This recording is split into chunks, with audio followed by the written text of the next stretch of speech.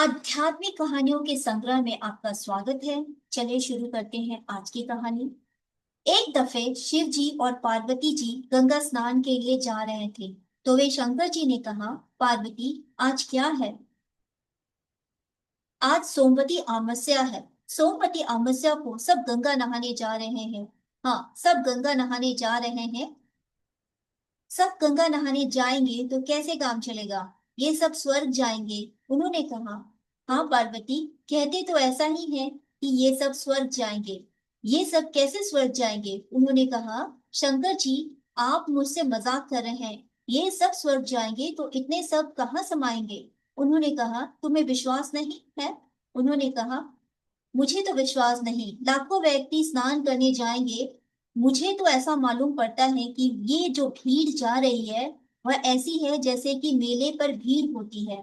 सोमवती का मेला है या मनोरंजन है? मनोरंजन करने के लिए ये सारी की सारी भीड़ मुझे मालूम पड़ रही है।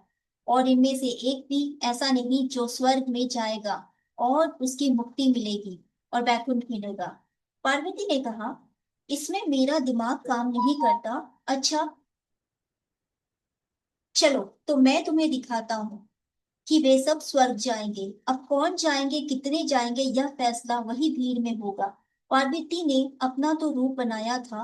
वह था सुंदरी का, स्वस्थ जवान 16 वर्ष की युवती का, सुंदर आभूषण पहने हुए, श्रृंगार किए हुए। और शंकर जी ने अपना रूप बनाया होरी का। पार्वती जी उनको अपनी पीठ पर चढ़ाकर ले जा रही थी। थक गई तो बीच में बैठ गई। कितने ही व्यक्ति वहां से निकलते गए और ना मालूम क्या क्या शब्द उनसे बोलते गए। उन्होंने कहा कि इस कोड़ी के साथ रहने से तेरी तो काया भी लजाती है। तू इतनी सुंदर युवती है, तो इस कोड़ी के साथ क्यों रहेगी? तू हमारे साथ चल।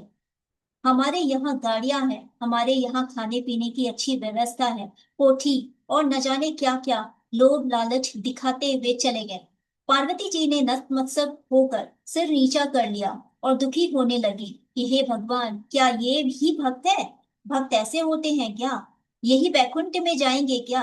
भोलेनाथ, आपने तो मेरी भी दुर्गति करा दी। यह आपने क्या किया? उन्होंने कहा कि पार्वती, अभी देखती चलो, यह पृथ्वी अभी ऐसी विहीन नहीं हो गई है। इसमें सब ऐसे नहीं होते। शंकर जी ने कहा, यह तो मैंने तुम्हें दिखाया। पार्वती ने कहा, महाराज, वह सब मैं कब आएगा? अभी तो मैं शर्म के मारे मारी जाती हूँ। जहाँ लोग मुझे मुझसे पार्वती माँ कहते हैं और आपसे पिता कहते हैं, लेकिन मुझे तो इस रूप में देख रहे हैं, उससे मुझे मुझे बड़ी लज्जा आ रही है, शर्म आ रही है। अब शाम का समय हो गया, दिन छिपने वाला है। वहां एक राहगीर गुजर रहा था। उसने कहा, माँ, आपको कहाँ जाना है? आप धन्य है माँ, आप जैसी देवी को प्रणाम है। उन्होंने कहा, भैया, मैं तो अपने पति को स्नान कराने के लिए लाई हूँ। मेरा पति कोढ़ी है, अब मैं थक गई हूँ, मुझसे चला नहीं जा रहा है। आज सोमवती अमावस्या है और मैं मेरे पति को नहलाने के लिए लाई हूँ। उसने कहा, माँ, थोड़ी सी सेवा करने का समय हमें दे दो, हम आपके पति को नहला कर लाएंगे। उन्होंने कहा, तुम लाओगे? हाँ माँ, तुम्हारी जितनी फर्ज और कर्तव्य अपने पति के लिए है, और आप ही मेरी माँ है, तो ये तो मेरे पिता तुल्य है। पीठ पर शंकर जी को लाद कर परादीप आगे आगे चलता गया और पीछे पीछे पार्वती चलती गई। शंकर जी ने इशारे से पार्वती जी से कहा, यही वास्तविक भक्त है और इसके अंदर वास्तविक भक्ति है। यही वह व्यक्ति है जो असली गंगा नहाने के लिए जा रहा है। इतनी भीड़ में से एक ही यह व्यक्ति आया। यदि स्वर्ग किसी को मिलता है तो इसी को मिलेगा। इसी की सद्गति मिलेगी, इसी को शांति मिलेगा। जो कुछ मिलना है इसी को मिलेगा। बाकी तो भीड़ थी जो तुमने देखी। साधना का यही स्वरूप है, आध्यात्म का यही स्वरूप है। जो लोग भी अपने स्वार्थ के लिए जप करते हैं, अपनी मनोकामना के लिए तप करते हैं, वह कितने दिन चलेगा? मान लीजिए आपको पराई संपत्ति भी मिल जाए तो भी वह संपत्ति कितने दिन की होगी? थोड़े ही दिन में चली जाएगी। जो अपनी उपार्जित संपत्ति होती है वह टिकाऊ होती है। उसे हमारी लग्न होती है, हमारी भावना होती है, हमारी मेहनत होती है, और हम उस संपत्ति को बढ़ाते भी हैं। किंतु जो मुफ्त में हाथ आई हुई है, उसे खा पी कर बराबर कर देते हैं। वह किसी की दी हुई है, हमारे पास की नहीं है, अतः वह जल्दी ही चली जाएगी। अथवा उसका दुरुपयोग करते रहना अच्छा नहीं है। उसकी वास्तविकता को समझते ही नहीं।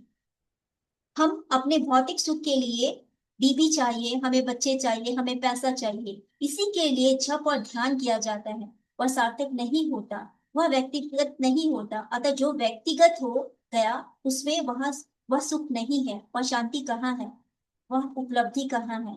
आध्यात्मिक उपलब्धि उससे नहीं हो सकती। तो हमेशा हमें दूसरों की मदद करनी चाहिए और निस्वार्थ भाव से हमें जप और तप करना चाहिए। हर हर महादेव।